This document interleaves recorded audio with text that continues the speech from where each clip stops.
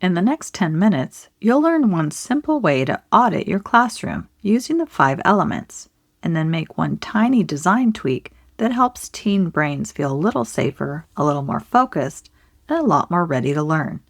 Welcome to the Voice of the Student podcast, where real student stories meet the science of well-being, energy, and learning. I'm Dr. Kelley Spence, a well-being specialist, education advocate, and author of The Voice of the Student.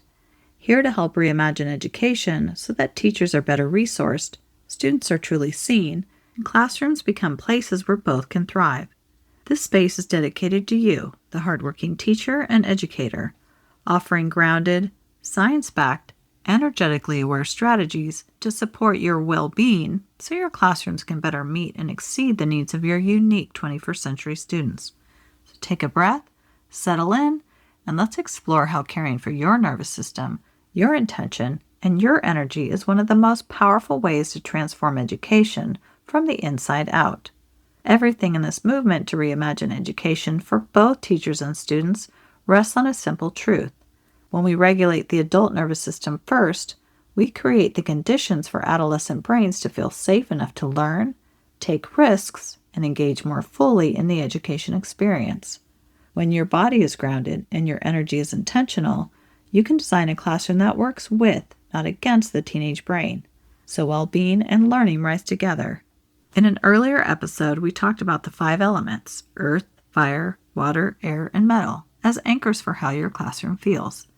We focused mostly on the physical environment, plants, colors, bells, reset corners. Today I want to zoom in on something we haven't unpacked yet, how each element is actually sending signals to the adolescent brain about safety, focus, and belonging.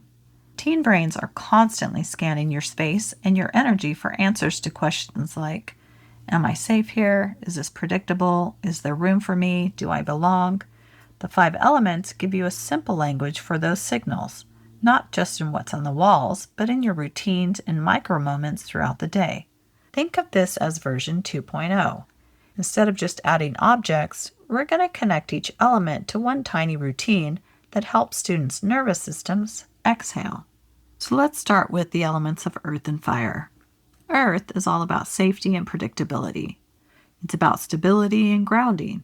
In the earlier episode, we talked about plants, stones, and earth tone colors. Those still matter. What I want to add today is an earth routine. One predictable touch point that tells students this space is steady. You know what to expect. That routine might be as simple as this, the same 3-step opening every day. You're greeting, settling them in, and orienting them to the space. So you start with a greeting. Greet your students at the door at the front, addressing them by name as much as you're able or just with a genuine smile. Then you want to help them settle, a 1-minute pause moment or a check-in question. And then you want to help them orient to the space. A quick, here's where we are and this is where we're headed today. When that sequence repeats, Earth is no longer just a plant in the corner. It's a felt sense of, we always start like this, my brain knows the path. For adolescents whose prefrontal cortex is still under construction, that predictability lowers anxiety and frees up cognitive space for learning. Next is fire. This is energy, but with a bit of guardrails. So fire is passion and energy, and before we talked about color and energizers. But today's new layer is this question. Where does your classroom leak fire in ways that burn people, and where does it need a little spark? Instead of adding random fun, you can design a fire container, one intentional moment where energy is allowed to rise on purpose, so it doesn't explode sideways later. For example, you can have a 60-second fire moment after a long, quiet work block, where you stand, stretch, and have a quick partner question. You can try a structured 2-minute debate or hot take at the end of class, so the energy that would otherwise show up as off-task chatter has a home and a safe place to express itself. The brain science piece is what's new here. When you give adolescents a safe stage for learning and emotion, you're actually helping their limbic system discharge some of that intensity in a contained way, instead of asking or expecting it to just disappear. Fire gets to exist, but it doesn't run the room. Now let's talk about water and air. These are our emotional reset and oxygen for thought.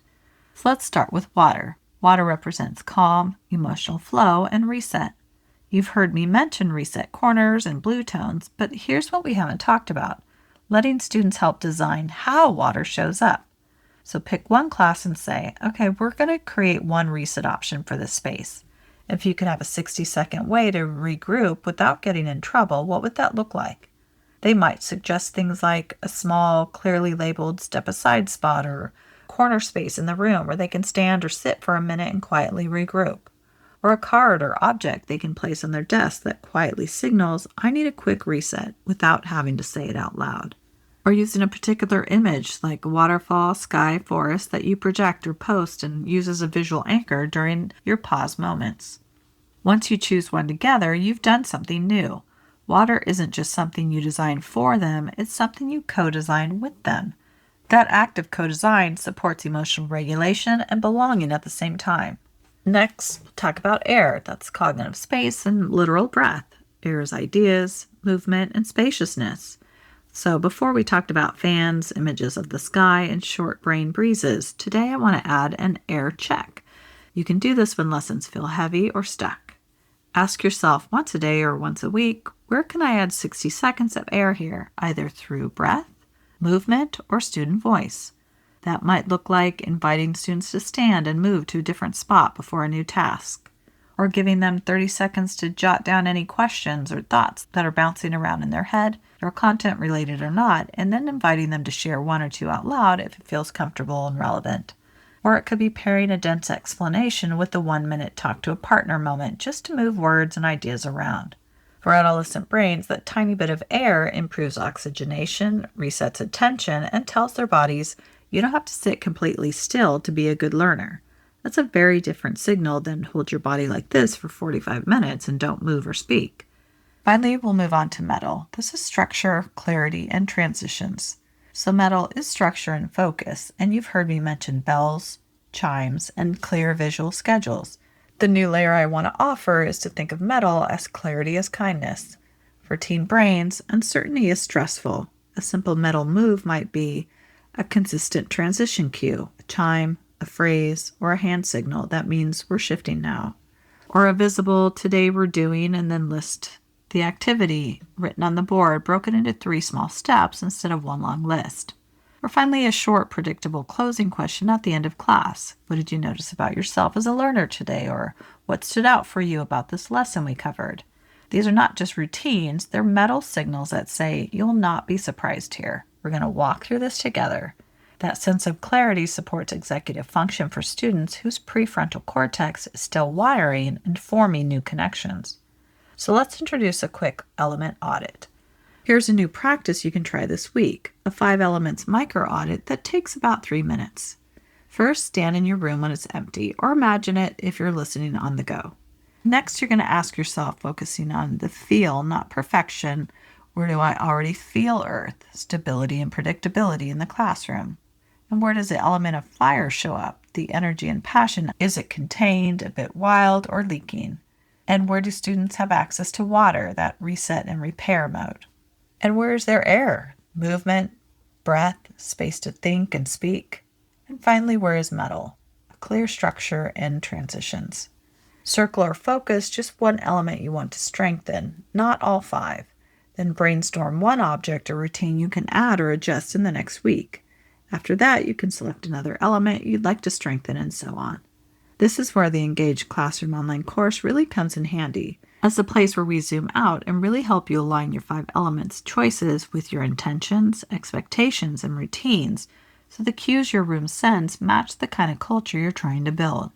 As you think about your classroom or your teaching space, I want to leave you with this. Which one of the 5 elements, earth, fire, water, air, or metal, does your classroom need more of right now? And what's one small design or routine change you're willing to experiment with this week to bring that element in? If you'd like to share, I'd love to hear your element and your tiny experiment in the comments below. Your idea might be exactly the nudge another teacher needs to motivate and make positive change in their own classroom today. Thank you for spending this time with the voice of the student. Here, teacher well-being is not an afterthought, it's the foundation. When the adult nervous system is grounded, classrooms become safer, more human spaces where the adolescent brain can finally exhale, engage, and thrive. And if this episode on the 5 elements in motion sparked ideas for your classroom, notice how it connects to the rest of the season. Your intuition, the intentions you set before class, the imagination you bring to redesigning draining routines, and the pause moments you're experimenting with. In my foundational self-paced course, The Engaged Classroom, we pull those pieces together so your environment, your energy, your expectations, and your daily routines are all working in the same direction, supporting your nervous system and your students' brains at the same time. If this episode supported you, please like, subscribe, and follow The Voice of the Student and share it with one teacher friend. Together we can elevate the teacher-student experience, one nervous system, one class, one student, one teacher, and one school at a time. Your energy, your intention, and your voice matter more than you know. Listen, innovate, educate. Thanks for listening and for all that you do. Until next time on The Voice of the Student.